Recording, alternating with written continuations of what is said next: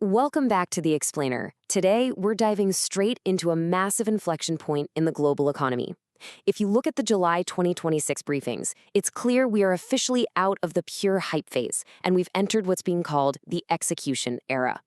Over the next few minutes, we're going to break down exactly what this massive shift means for technology, for our physical infrastructure, and ultimately for your career. To really understand this shift, we have to start by asking, what's actually under the hood of the mid-2026 economy?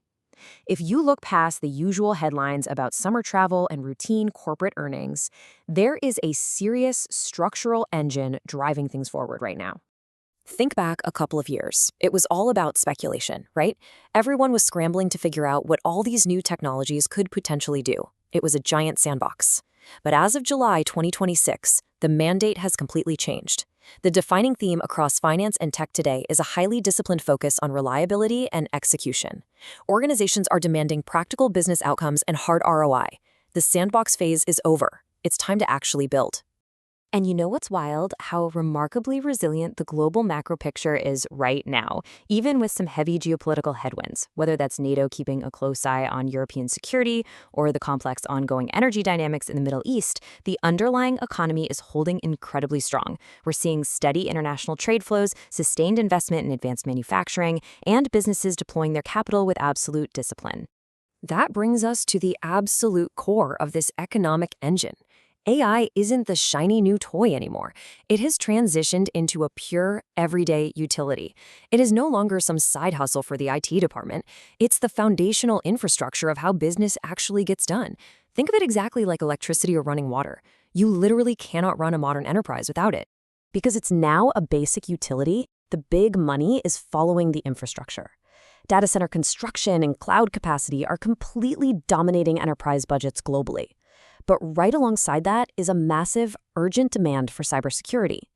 As these AI agents get woven into live, everyday production environments, security teams are working around the clock to lock down and adapt to these incredibly complex networks. So, with all these billions pouring into cloud and edge computing, how are executives proving it's actually worth it?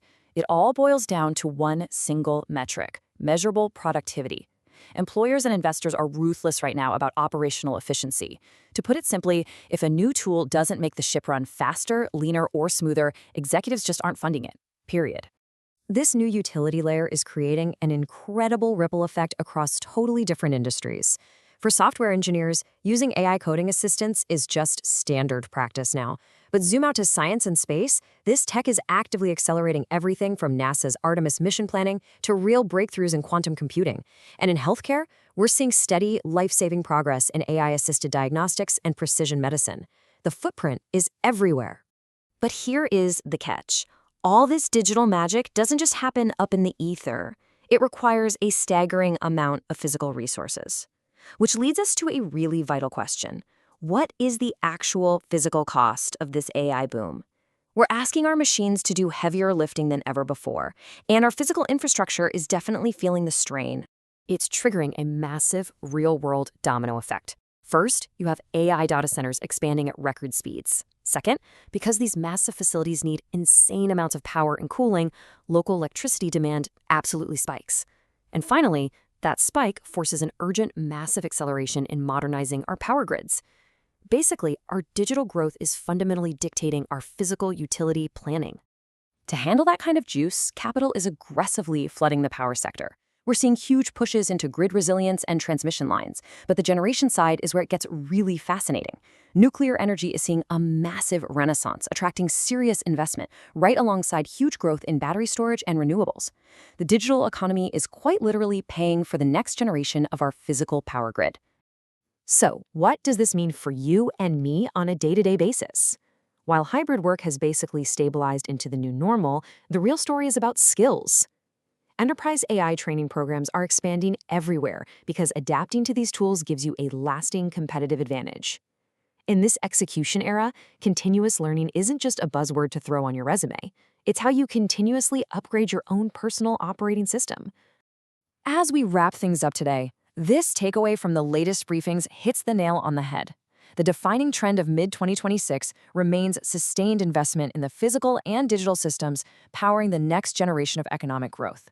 We are literally laying down the tracks right now, both the physical power lines and the digital networks that will carry the global economy for decades to come. Which leaves us with one final, provocative question for you to chew on. Is your organization still building for speculation, or are you executing for the future? The hype phase is officially in the rearview mirror. We are living in the execution era now. Thanks so much for joining this explainer, and keep executing.